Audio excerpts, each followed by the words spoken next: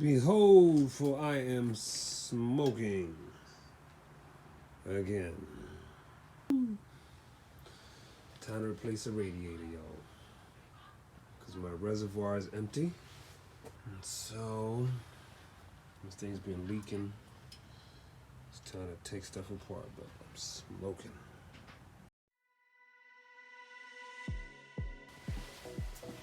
So, yep, here's my drummer, y'all. Oh, there's cooling down here. And I've been smoking several days now. It's time to replace this doggone radiator. That's who. That's who been acting up.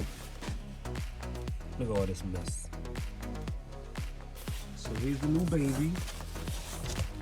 So it's about to go down. Let's get it started.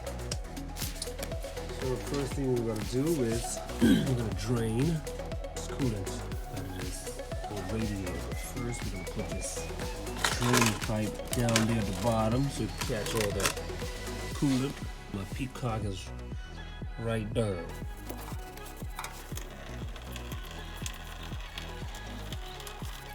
So while that drips, we're gonna open you up because you're cool enough.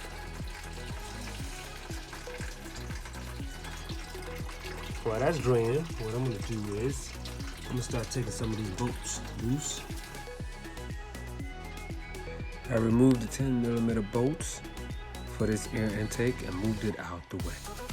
I removed the rest of the bolts, followed by removing the wire harness from the radiator and the fan, because I'm gonna have to remove those both because it's the easiest way to get the radiator out.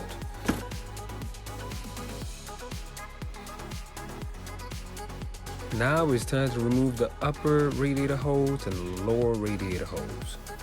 Vice grips work best to remove these OEM parts. Also remove the expansion intake hose. Next to remove will be these two transmission lines that are connected to the radiator.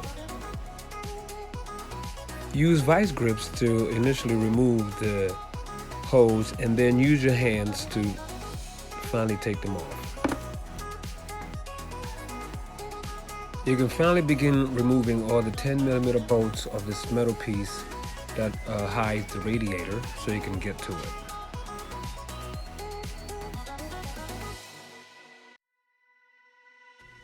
Once you have removed all the bolts, you may now wiggle the metal piece that's hiding the radiator.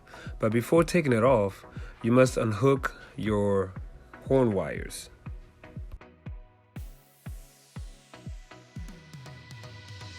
Because you did not unhook all the wires, just move the metal piece out the way so that you're able to get to the radiator.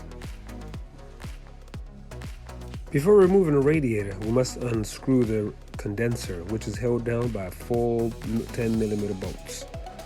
Once we remove those, it'll be easy enough to take the radiator out. Also remove the grommets out the way and put them on somewhere safe so that you'll be able to use them. These are the 10mm bolts that's holding the condenser to our radiator.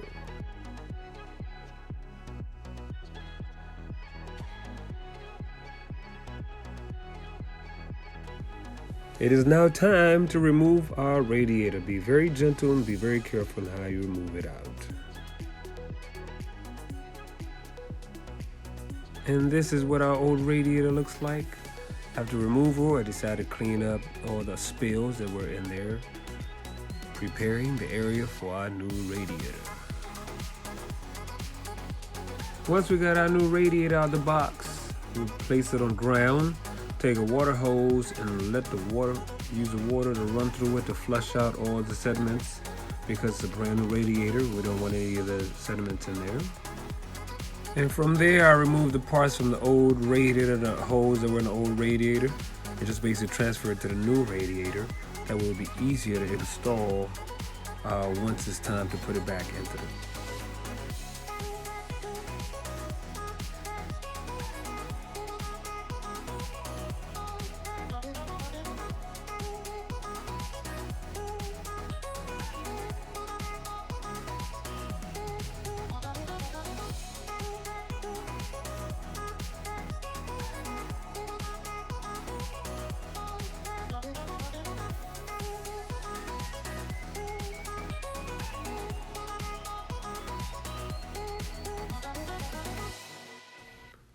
Once the lower radiator hose is installed, you may now add the fan to your radiator.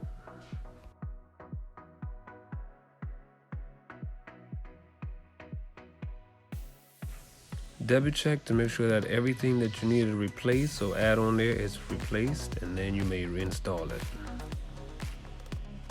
It is ideal here to actually have two set of hands to help you install it, but if you're able to guide it through without any help, then it is a success. Once the radiator is seated properly in the engine, start by screwing back the condenser to the radiator with the 10mm bolts.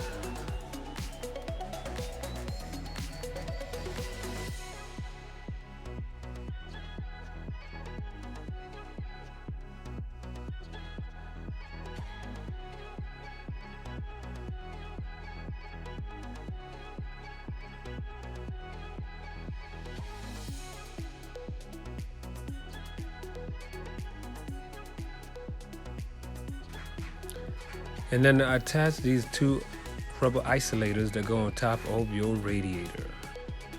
I followed up by rehooking or reconnecting the transmission lines.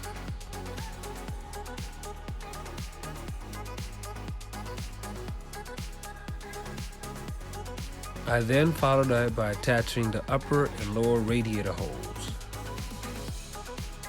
and then tightening them up with the vice grips to make sure that they were secure and tight.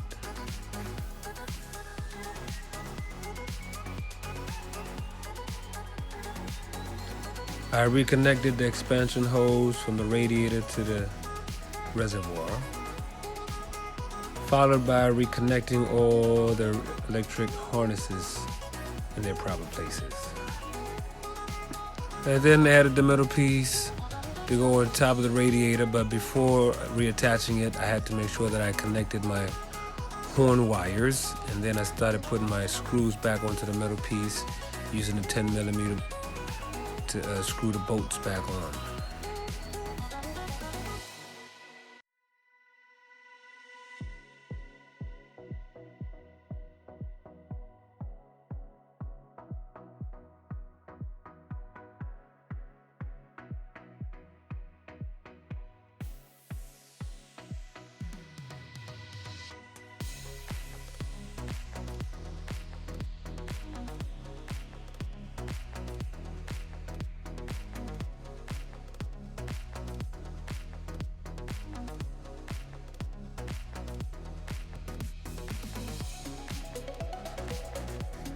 And lastly, we're going to reconnect the air intake to the car and screw it down with the 10mm bolts.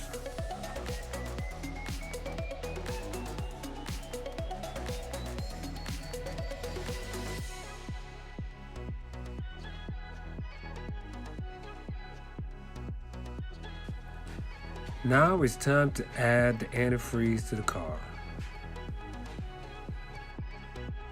After filling it up, I checked for any leaks to make sure there was no leakage on the ground, and there were none. And then once I was done, I topped it off to as much as necessary.